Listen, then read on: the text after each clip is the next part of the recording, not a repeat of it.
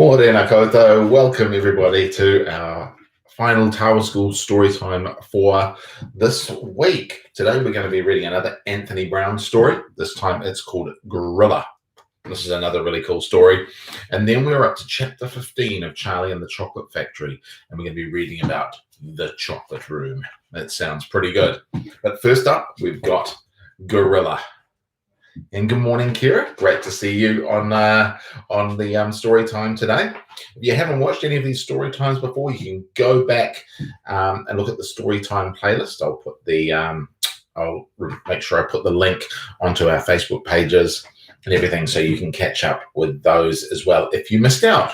But first up, Gorilla by Anthony Browne.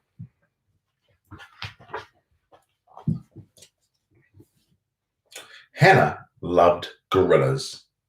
She read books about gorillas. She watched gorillas on television, and she drew pictures of gorillas.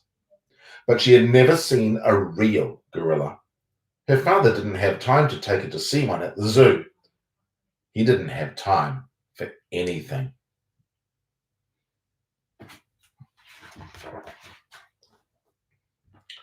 He went to work every day before Hannah went to school. In the evening, he worked at home. When Hannah asked him a question, he would say, "Not now, I'm busy, maybe tomorrow."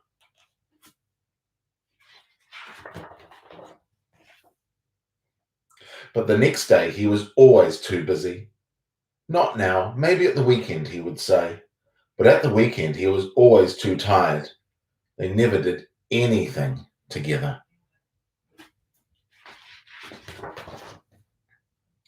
The night before her birthday, Hannah went to bed tingling with excitement. She had asked her father for a gorilla.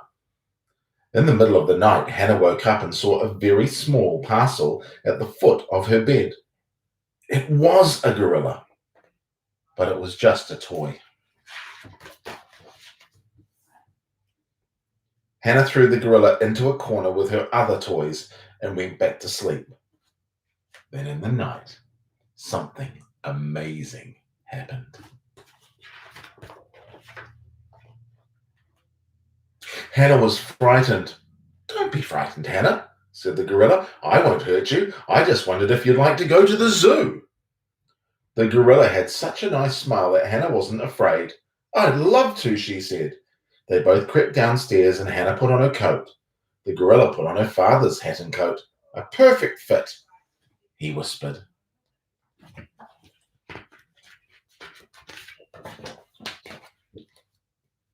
They opened the front door and went outside. "Come on then, Hannah," said the gorilla, and he gently lifted her up. Then they were off, swinging through the trees towards the zoo. When they arrived at the zoo, it was closed, and there was a high wall all around. "Never mind," said the gorilla, "up and over." They went straight to the primates. Hannah was thrilled. So many gorillas. The gorilla took Hannah to see the orangutan and the chimpanzee. She thought they were beautiful, but sad. "What would you like to do now?" the gorilla asked. "I'd like to go to the cinema," said Hannah. So they did.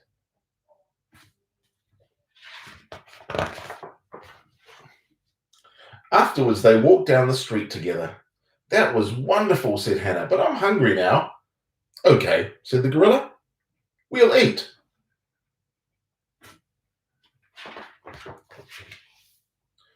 "Time for home?" asked the gorilla. Hannah nodded a bit sleepily. They danced on the lawn, and Hannah had never been so happy. "You'd better go in now, Hannah," said the gorilla. "See you tomorrow." "Really?" asked Hannah. The gorilla nodded and smiled. The next morning, Hannah woke up and saw the toy gorilla. She smiled. Hannah rushed downstairs to tell her father what had happened. "Happy birthday, love," he said.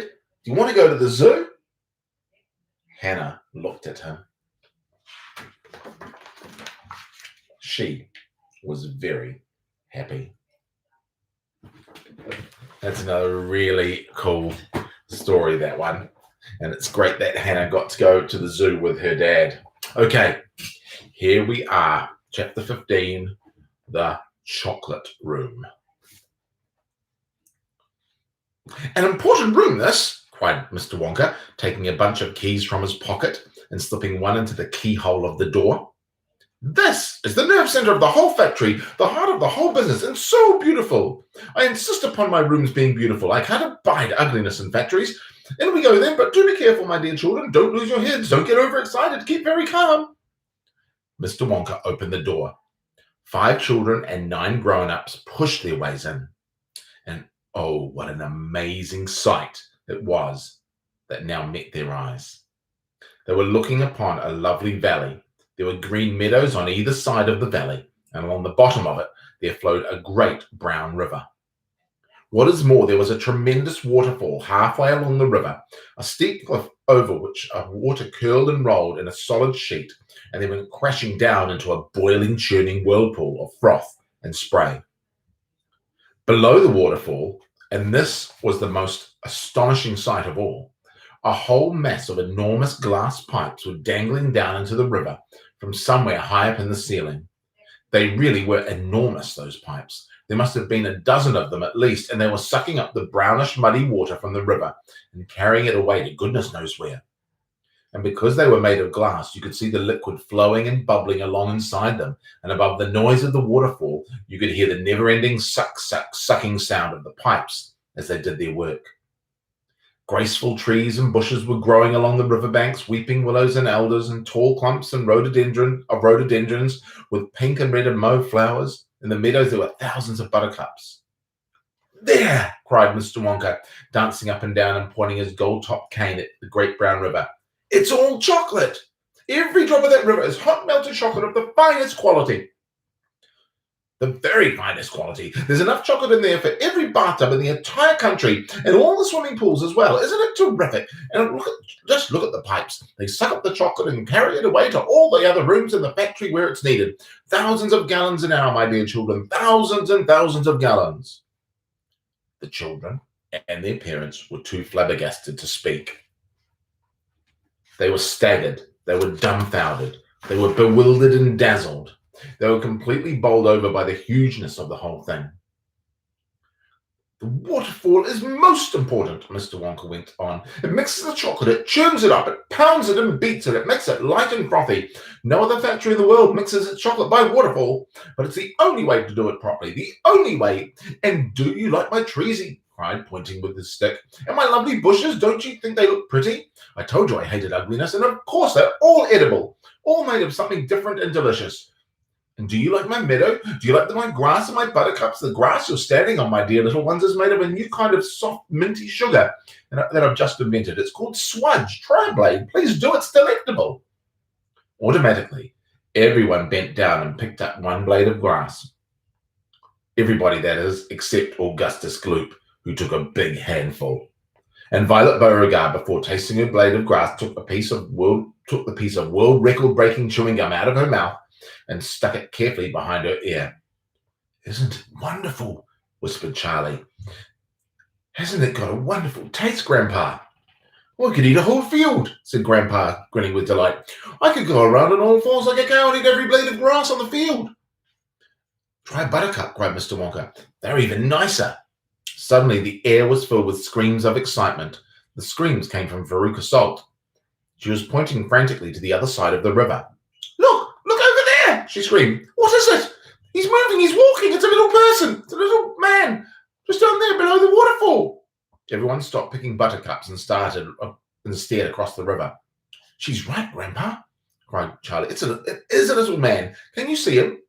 We can see him, Charlie, said Grandpa Joe excitedly.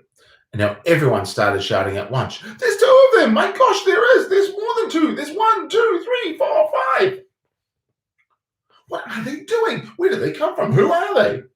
Children and parents alike rushed down to the edge of the river to get a closer look. Aren't they fantastic? Look at the funny long hair. The tiny men that were no longer larger than a medium-sized doll had stopped what they were doing and now were staring back across the river at the visitors.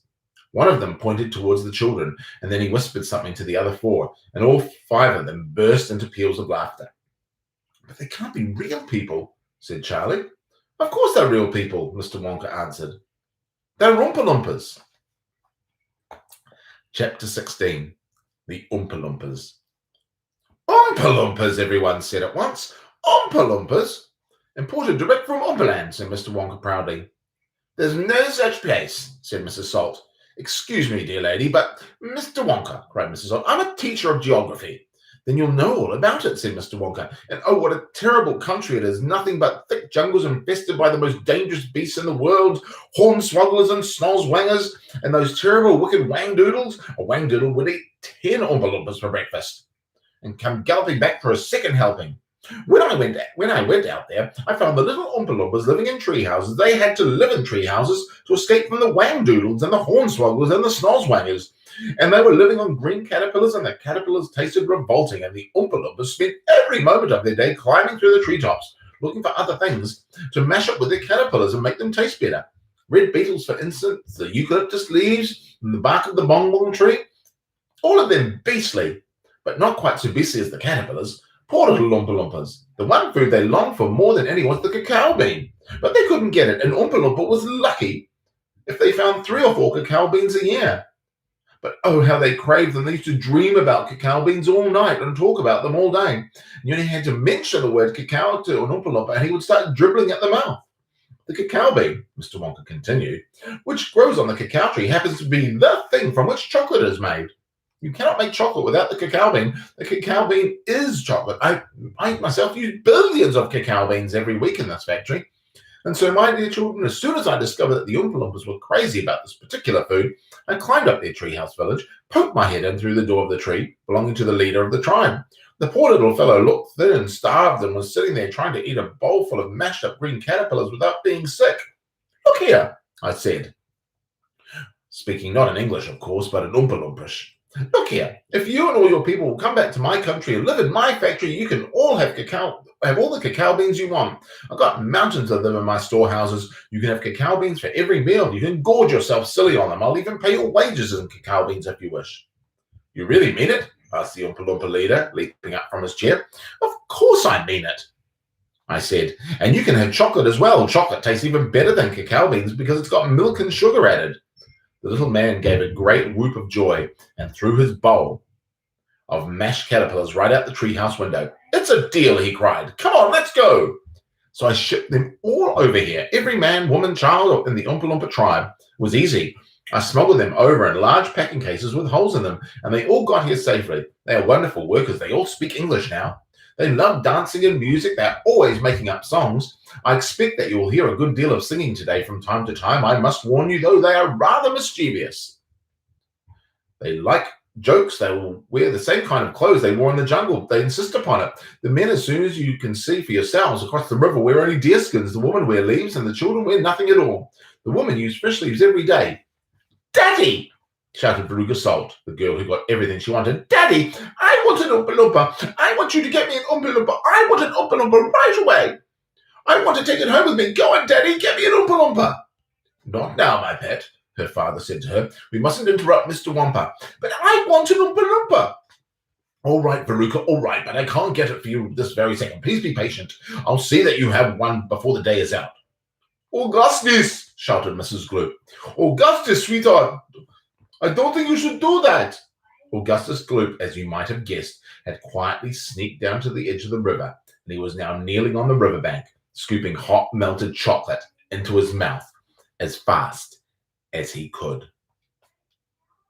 Chapter 17 is Augustus Gloop Goes Up the Pipe. Now we're going to leave it at that today, because Mr. D has to go into another meeting a little bit later, so I've got to get to that meeting as soon as I can. But hey, it's been awesome hanging out with you. Seeing this is Friday, now Monday is Anzac Day, so there won't be a Tawa School story time on Monday, but we will start again on Tuesday. So have a good long weekend. Enjoy the weekend with your family. Hopefully we'll have some good weather, and we will catch you all next Tuesday for another Tawa School story time. Okay, ka kite ano.